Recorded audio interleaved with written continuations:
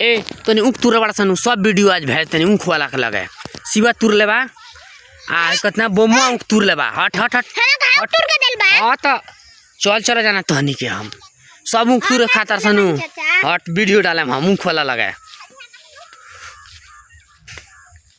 ऊखियो के वीडियो बना दो वही जा हम दे ऊख